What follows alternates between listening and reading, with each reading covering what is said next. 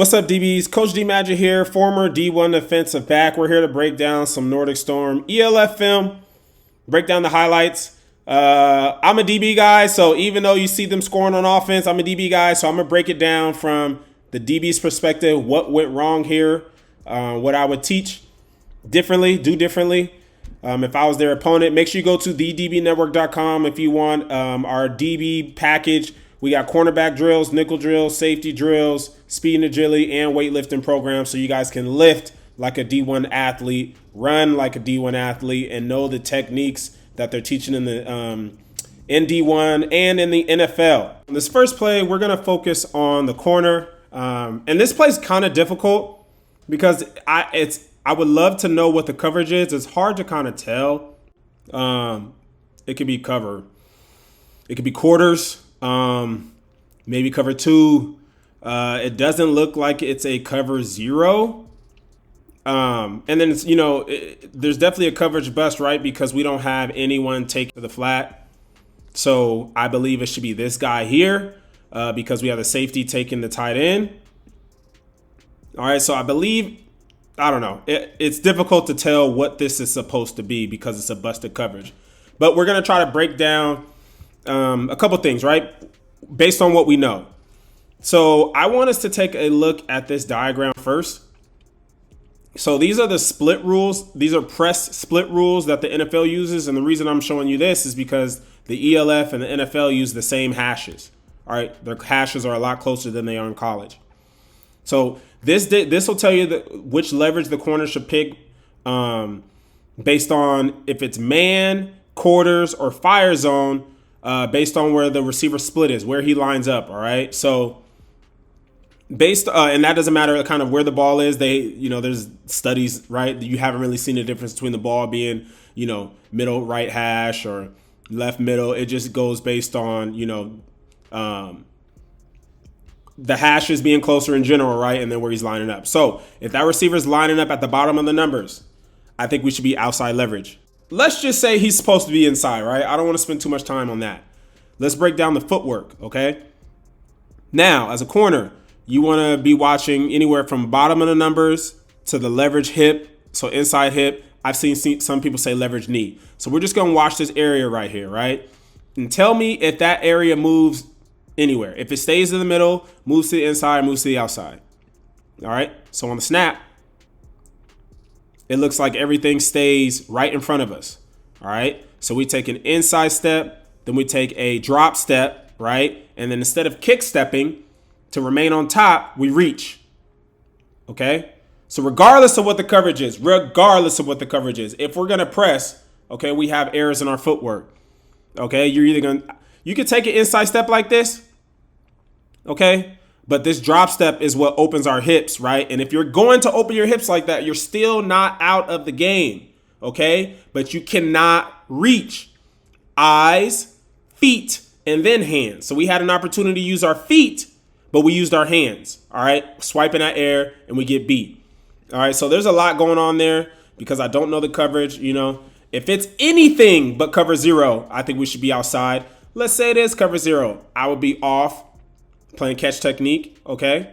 And then you got to be aware your help is. You have help immediately to your right. Your safety should be telling you, I got your help, I got your help, I got your help. That's where communication happens, okay? And big play. Good throw, good route, good catch. I'm not taking anything away from the offense. I'm a DB. Of course I'm going to talk about the DB stuff.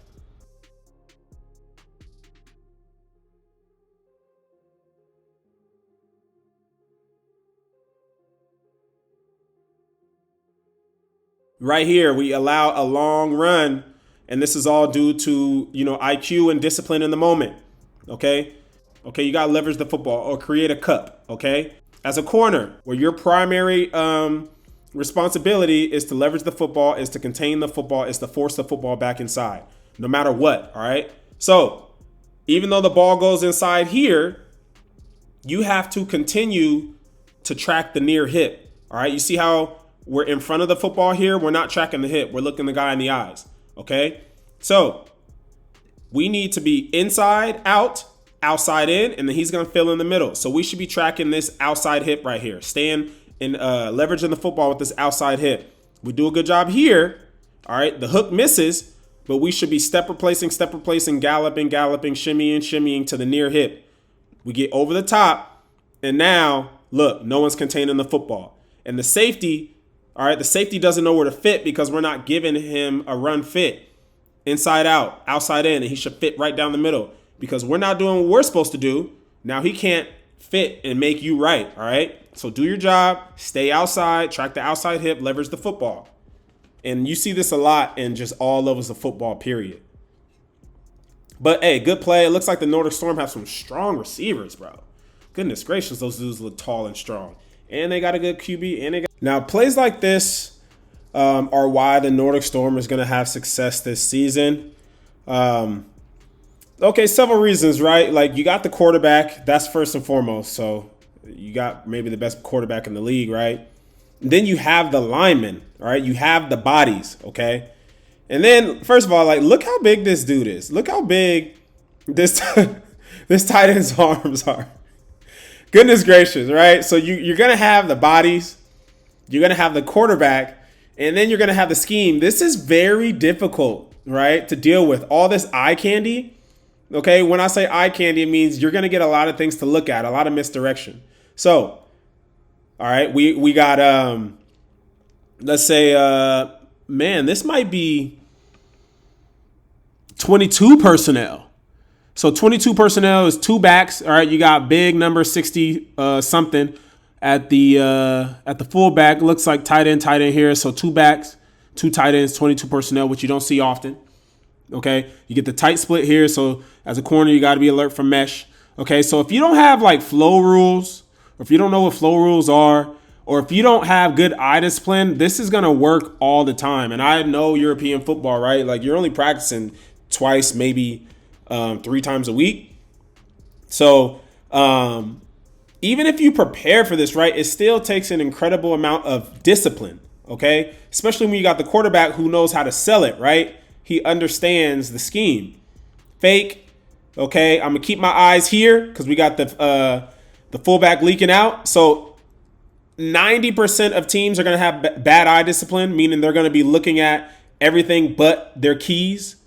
Okay. So if I'm keying the quarterback, he's going this way, and then he slowly works back to where he knows is going to be wide open. All right. So regardless of who has this guy, right? Nobody sees him. Okay. Nobody sees him. And like I said, like if you're in 22 personnel, it's a heavy run tendency. First and goal, so you're already thinking like, hey, let's stuff them here and force them to throw, and they throw right off the back. So I say that to say this: you got the personnel, and then you got the scheme, you got the coaches. So, and then you got big dudes like this. Goodness gracious, that dude's huge. All right, so yeah, I wouldn't be surprised if they were in the championship this year, first year as a franchise.